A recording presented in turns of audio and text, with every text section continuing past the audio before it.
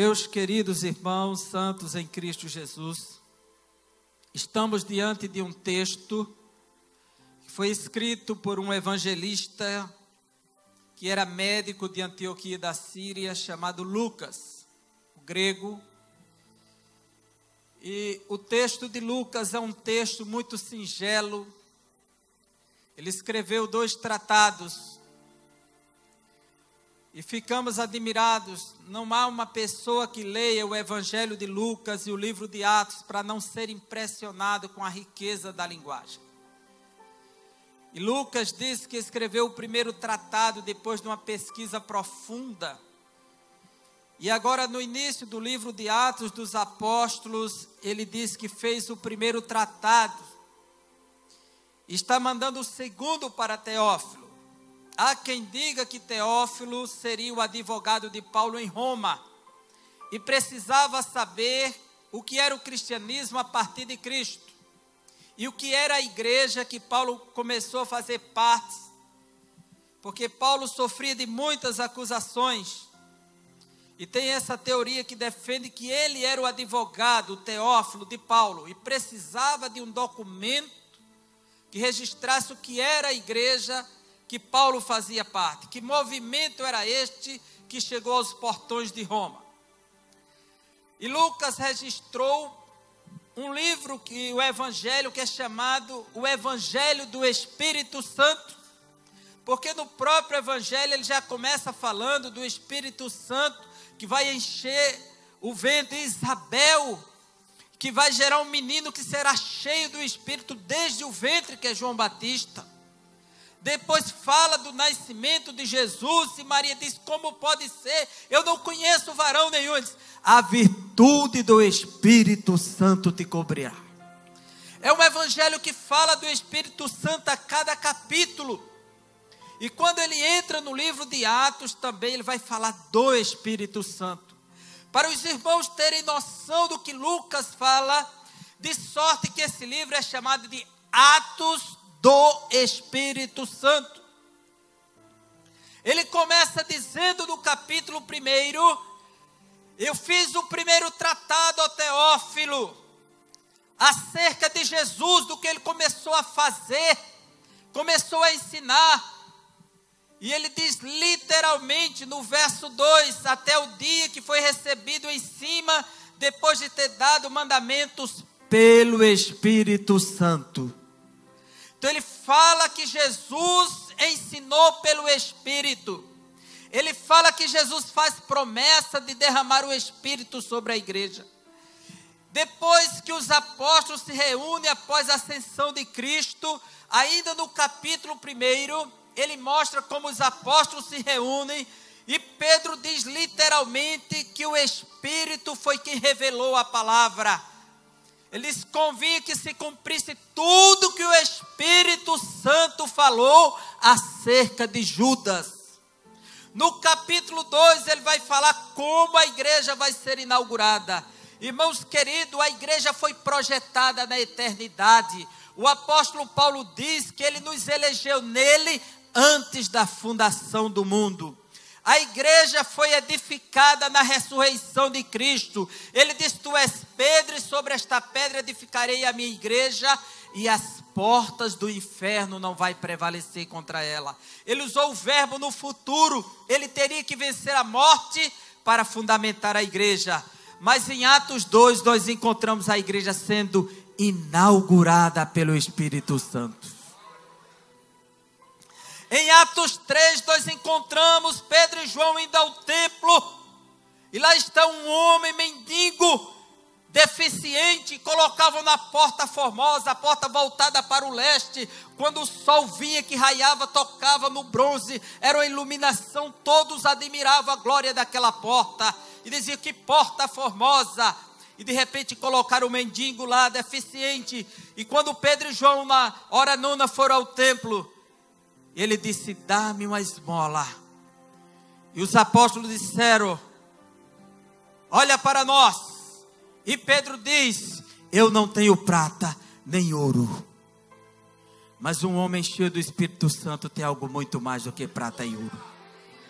mas aquilo que tenho em nome de Jesus o Nazareno, levanta-te e anda.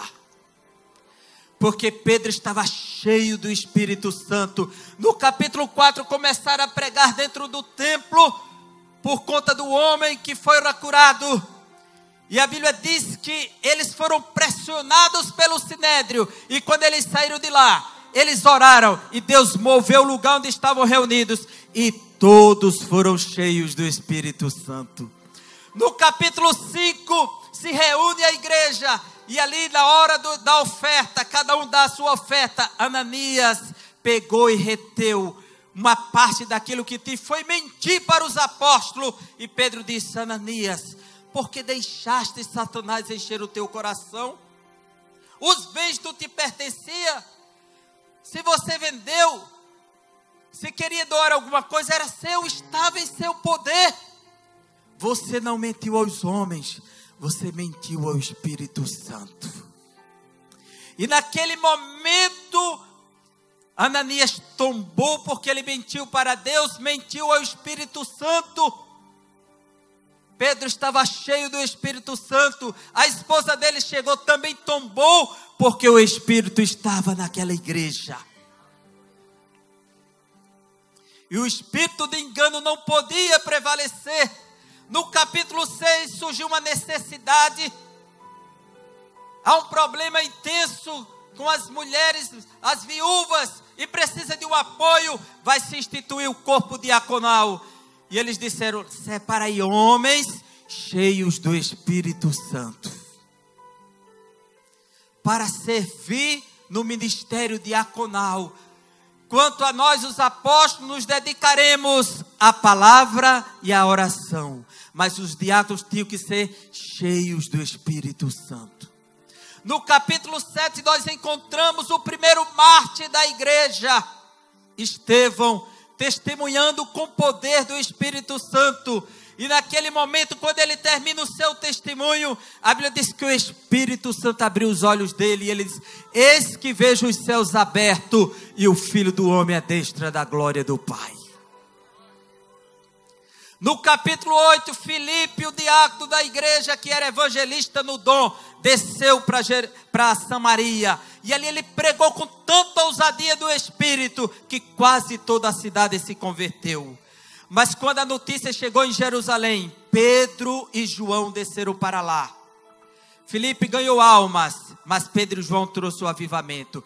Quando estava colocando a mão sobre os irmãos, eles eram batizados com o Espírito Santo. No capítulo 9, o Saulo, está perseguindo a igreja implacavelmente com a fúria incontrolável.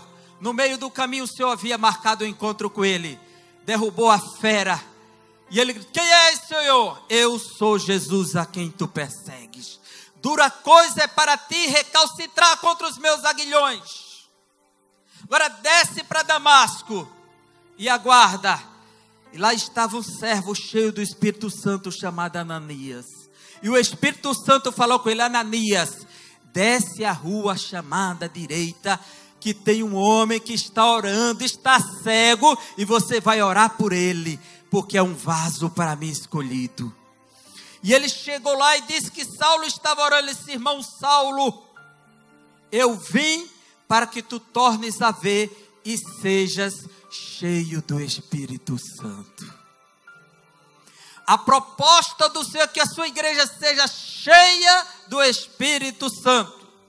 No capítulo de número 10, a Bíblia diz que Pedro estava em Cesareia e recebeu um chamado de alguns homens. E quando ele parte para a casa de Cornélio, que ele começou a falar de Jesus, a Bíblia diz que o Espírito Santo desceu sobre aquela casa. E todos foram cheios, e Pedro disse: agora sei que o Senhor não faz acepção de pessoas, porque como Ele deu a nós no início o Espírito, agora Ele está dando aos gentios. No capítulo 11, fala que Barnabé era homem cheio do Espírito Santo, cheio da virtude, e ele desceu para Antioquia e pregou para muita gente, e muitos se uniram ao Senhor, lá no capítulo 11. No capítulo 12, a Bíblia diz que Pedro foi lançado na prisão por Herodes, e de repente a igreja cheia do Espírito Santo começou a interceder por Pedro. E sabe qual foi a resposta? O Senhor mandou um anjo lá. O anjo foi lá. Quando a igreja ora, irmãos, coisas maravilhosas acontecem. No capítulo 13, a igreja de Antioquia estava reunida. Começou a orar. E havia entre eles profetas. E a Bíblia diz que disse o Espírito Santo: separai-me a Barnabé e a Saulo para a obra que os tenho chamado. Missões é obra do Espírito Santo. Capítulo 14, Paulo chega na Ásia Menor. E ali na Licaônia há um homem leso dos pés, deficiente. E Paulo olha para ele, vendo que ele tem fé para ser curado. Um homem cheio do Espírito Santo ordena e o homem levanta para a glória de Deus. No capítulo 15 retornam para Jerusalém. É o primeiro concílio da igreja. E a Bíblia diz que pareceu bem a nós e ao Espírito Santo não impor nada sobre os gentios, a não ser que se afastem da prostituição, da idolatria e das coisas sacrificadas e do sangue. Mas o Espírito Santo conduziu aquela assembleia, mostrando que a igreja é conduzida por ele. No capítulo 16, a segunda viagem missionária, quando Paulo faz um projeto de ir para a região norte da Galácia, disse o Espírito Santo, e a Bíblia diz ali, Espírito de Jesus, não vai, porque homem de Deus é guiado pelo Espírito. E naquele momento ele bloqueou, e ficou aguardando de noite uma revelação: atravessa a Macedônia e ajuda-nos. E ele entendeu pelo Espírito Santo que o Senhor estava lhe chamando para fazer missões na Europa. E ele partiu para a Europa. No capítulo 17, chegou em Tessalônica, desceu para Bereia. Daqui a pouco Paulo estava em Atenas, cheio do Espírito Santo, conversando com os filósofos estoicos e epicureus.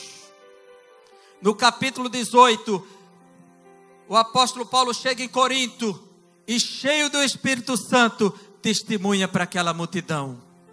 E um temor lhe apavora, as pressões.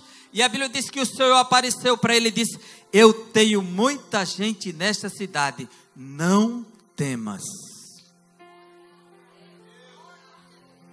No capítulo 19, Paulo vai para Éfeso. E ele vai confrontar a idolatria de Diana. O homem cheio do Espírito vai ser perseguido. Mas também é ali, quando Paulo chegou, ele encontrou os irmãos. E aqueles irmãos disseram que conheciam apenas o batismo de João. E Paulo disse: vocês ainda não conhecem o batismo do Espírito Santo? Não. Então impôs as mãos sobre eles e todos foram cheios do Espírito Santo. No capítulo 20, Paulo desce, vai até a ilha de Mileto, manda chamar os anciãos e diz: olha, eu estou indo para Jerusalém e não sei o que me espera, a não ser aquilo que o Espírito Santo me revela de cidade em cidade.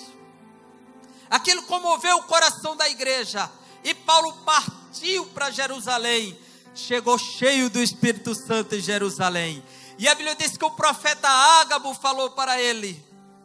E quando ele chega em Jerusalém, Paulo vai ao templo e há um momento de arrebatamento espiritual de Paulo, porque ele estava em comunhão com o Espírito Santo. Ali no capítulo 21, Paulo foi preso. E quando ele é tomado pelos romanos, na escadaria da fortaleza de Antônia, ele dá um grito em grego para o soldado. Sabes o grego? Sei. Deixa-me falar para esta multidão. E a Bíblia diz que Paulo conta o seu testemunho a partir do capítulo 22. Os varões, irmãos, e falando em língua hebraica, começou a testemunhar como ele foi cheio do Espírito Santo no caminho de Damasco. Há uma conspiração contra Paulo, capítulo 23, ele é mandado para o porto de Cesareia, e ali ele é guardado.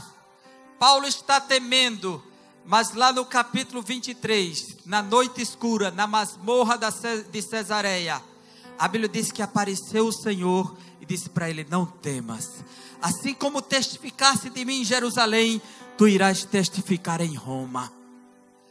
Porque Paulo estava cheio do Espírito, irmãos.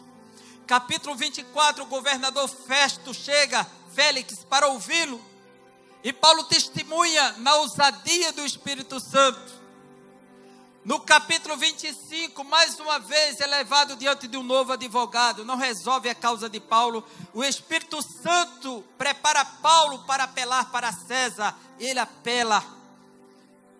E ele fica preso por mais um dia. Vem o governador Agripa, o rei Agripa, aliás, lhe ouvir. Capítulo 26. Paulo deu um testemunho diante do rei, numa ousadia do Espírito tão elevada, que antes que Paulo concluísse o sermão, o rei pediu que ele parasse. Pare! Paulo, por pouco tu não me persuades a ser um cristão. Ele não estava suportando a ousadia que o Espírito falava na boca de Paulo. Paulo disse que quisera por pouco ou por muito, rei Agripa, que tu te tornastes um cristão. Agripa entendeu que o cristianismo era a única saída. E ele estava muito comprometido com o pecado. Não deixou que Paulo concluísse o sermão. No capítulo 27, eles partem para Roma. Entraram num navio adrimítio. E no alto mar uma grande tempestade. E Paulo, cheio do Espírito Santo, conduziu aquela multidão. O Deus a quem sirvo me revelou. Porque o Espírito conduz os seus servos em meio à tempestade, em meio à escuridão. Capítulo 28, ele chega em Roma. E ele vai discutir com os judeus e diz: bem que disse o profeta Isaías por meio do Espírito Santo. Esse povo está com a mente obscurecida. O livro de Atos narra o Espírito Santo do início ao fim. São os atos do Espírito Santo.